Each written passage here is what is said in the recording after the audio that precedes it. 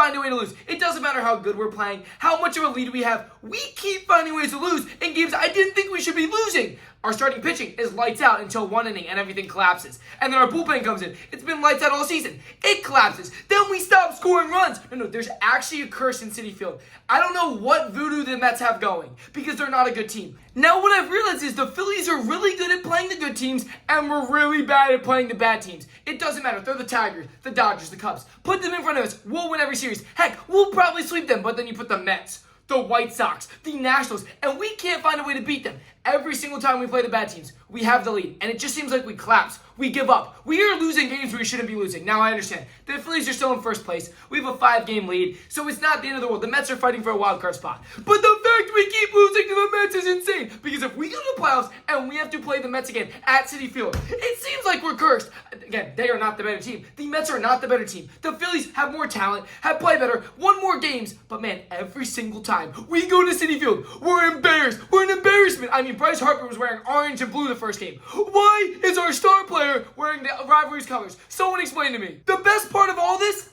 man, Lindor, who they call their MVP, they call their captain, has one hit the entire series.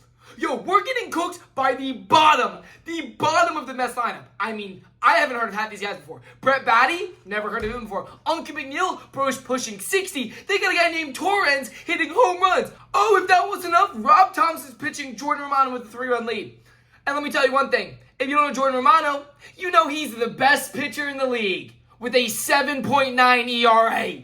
Why are we even using Jordan Romano in these situations? We're just handing the Mets free wins and giving them a chance to sneak back in playoff contention. We don't want the Mets in the playoffs. We don't, bro, because if we gotta go to Citi Field, we're gonna lose. I'm still sitting here trying to process how we keep losing to the Mets. It seems like every single time we go to New York, we find ways to lose games that we shouldn't. I mean, Duran, arguably the best closer of baseball, in Game 2, comes in after Harrison Bader, the former Met, hits the go-ahead tying home run, ties the game up, 2-run homer. Oh, we got motion. Here comes the comeback. Duran comes into the game with a tie ball game, bottom of the ninth, and gets 4 straight hits allowed.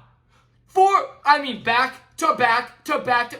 There's no way that Mets don't have some voodoo black magic. It's like Grimace all over again. The luck of this team is insane because everybody knows the Mets are not a championship caliber team. They have the richest owner, highest payroll. Heck, they pay a guy $800 million just to walk all the time. They can't win championships. But it seems like the only thing they can do is beat the Phillies in New York. And I'm over it because we are the better team. We continue to win. We make it to the playoffs every year. We push for World Series. We've done it year after year after year. And we're knocking on the door. And if we have to face the Mets in the postseason and have to play games in New York, that's the only chance we're not going to the World Series. If Mets aren't in the playoffs, I promise you, the Phillies are going to win it all. I mean, it's kind of a no-brainer. There's no other competition in the postseason. Phillies are the Brewers, the Dodgers. I mean, the Cubs probably won't even make it at this point. But for some reason, the Mets are literally our kryptonite.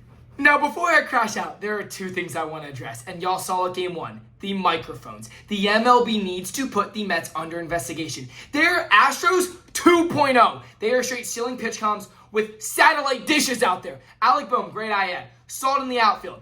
And all of a sudden, we call it the fact that they're using microphones to relay pitches and steal our comms.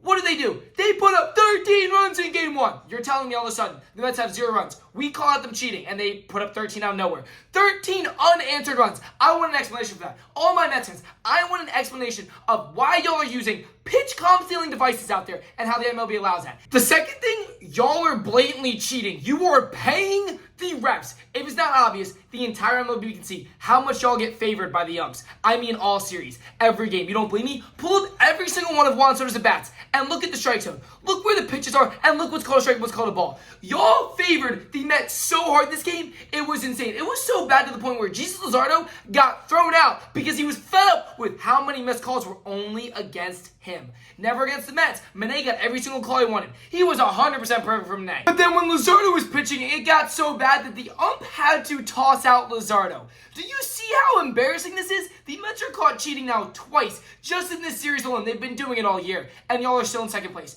Y'all have to cheat, and you can't even hold the division? Do you know how embarrassing it is? All the money in the world, y'all are blatantly cheating, and the Phillies still have a better record than you. Now, even though this series did not go as expected, we have to think about the bigger picture. The Phillies are still in first place with a big lead and still a 4-game series against the Mets in Philadelphia, which means more free wins for us. But that's not what I want to talk about. We've done this every single year. We've made a run, we've made the playoffs, we look good, we have a very talented team, and we choke in the postseason.